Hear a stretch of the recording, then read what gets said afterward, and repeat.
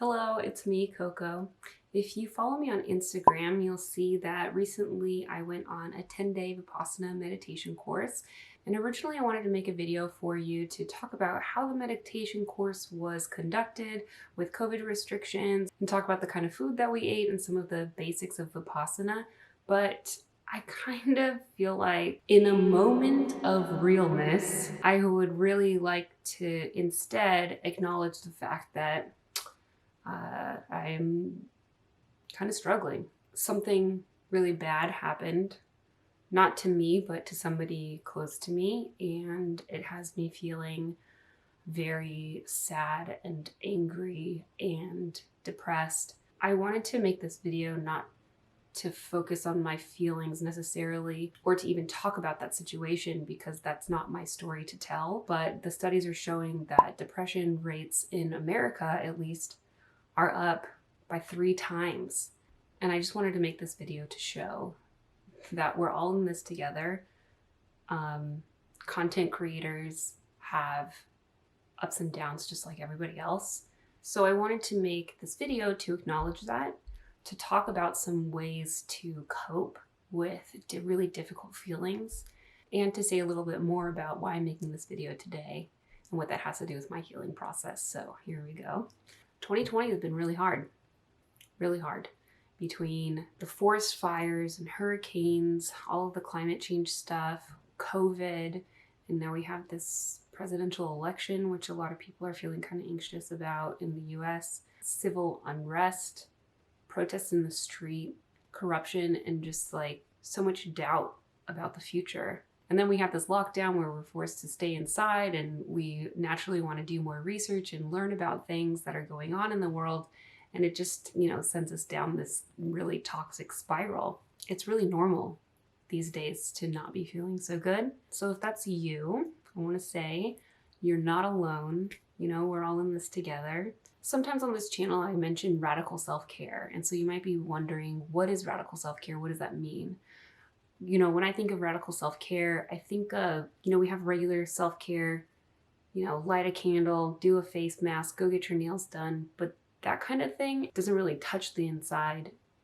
It does make you feel better, but only temporarily, right? Radical self-care is things that you can do, but not everybody might really want to do. For example, going on a 10-day silent meditation course might be kind of intense for a lot of people. If you think that sounds awesome, check out the website dhamma.org. I'll link it in the description box. These Vipassana meditation courses are incredible. I highly recommend them to anybody who's able. There are centers all over the world, so you can see if they are taking students from their website. And then if you're really so motivated, you can even call or email them and ask them if there's anything that they can offer you, because they might be taking students on just a case-by-case basis. There's a lot of things that you can do to not feel so terrible, I guess. So first things first, if it's the news or social media, turn it off. You don't have to be reading and watching every single little thing, especially if the news is really traumatizing to you. Kind of pulling from that course, I can mention a couple other things that might help to kind of treating yourself. It's more just like kind of spending money on yourself just because you want to, right? Like, get the nice cocktail, get the nice bag or shoes or whatever. The radical self-care hits deep. It gets to the core of the issue. So pulling from what I got in the course, I'd be very happy to make another video about Vipassana meditation. So if you have any particular questions about it, pop them in the comment box below and maybe I'll answer some of them in a future video. But here, just talking about stress management, you can just take deep breaths. A lot of times when we're stressed out, our breathing is really shallow. When your breathing is really shallow, you're not getting a lot of oxygen into your body, so your body's a little bit starved. Just focusing on breathing in and breathing out centers you in the exact moment, and also just kind of facilitates the beingness of your body, just the health-wise And that might be enough to kind of bring you out of a really stressful moment when things kind of feel kind of intense.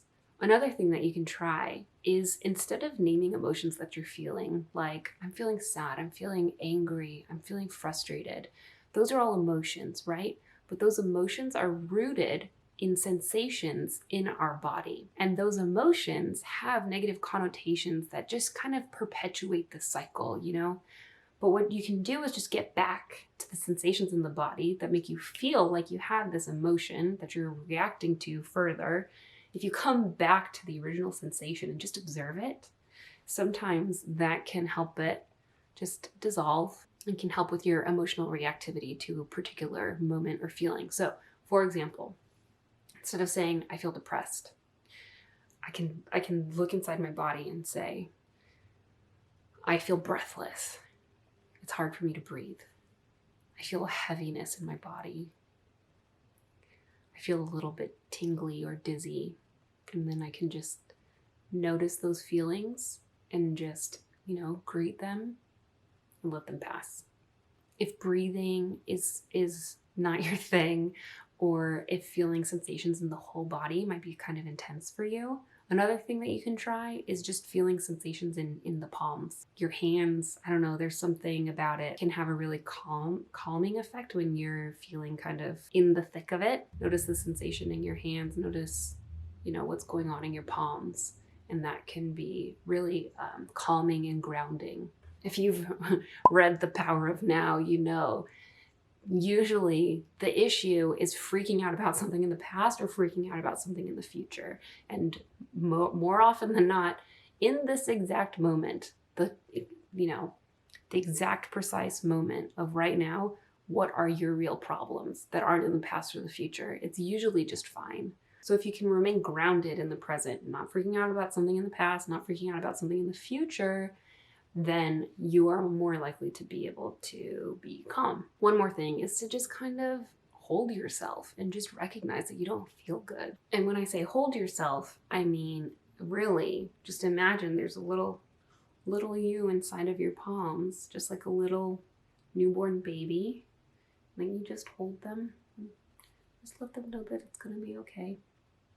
Maybe wrap them up in something cozy. Give them something nice to drink. In this case, this is some carrot juice I'm treating myself with. And just like you would with a small child or baby, forgive them for not being society's perfect version of being happy and productive and a-okay with literally everything. And just like a small child, you'll see that this feeling isn't going to last forever. It's going to pass. Everything is always changing, always changing. Everything's always changing. Nothing is going to be the same forever, no matter how bad the situation is, no matter how bad 2020 is. And my last tip is to just force yourself to just kind of like shake yourself out of the moment. If you feel like not getting out of bed, you need to roll out of bed, you need to take a shower, you need to open the windows. If you can, get outside. Just change it up. You have this like system of cogs. You're depressed, you're sad, you're angry, and then you got to do something. You get this wrench. The wrench is something that's going to make you feel different. Not necessarily better, right? But taking a shower, just kind of like just shake up the system a little bit. You throw the wrench into the system, and then for that moment, you're going to be able to shake off just a little bit. For me, as much as today, I would have loved to just like sleep and cuddle my pillows and eat ice cream all day, which like this close to doing. I thought about doing something that like, even though I don't feel super happy right now, what's something that I really like doing? And I've noticed over the course of working on this channel that there are a couple things, particularly with this YouTube channel, that make me feel really good. And those things are making the videos, like when I'm on camera, like making the video and editing it, I just have such a good time. And then the second reason why I really like making the videos is positive engagement in the comments.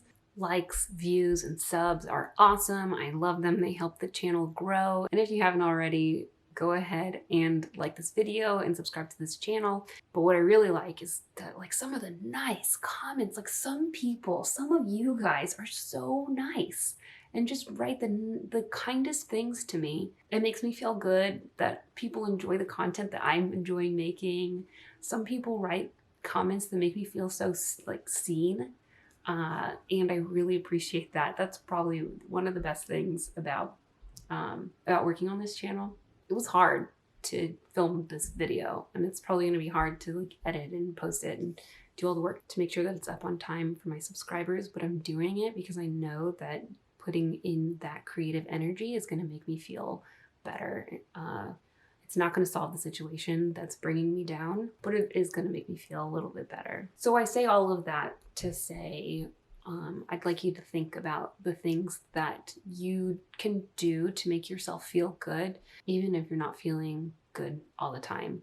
I'd also like to just mention joy and happiness do come easily to me.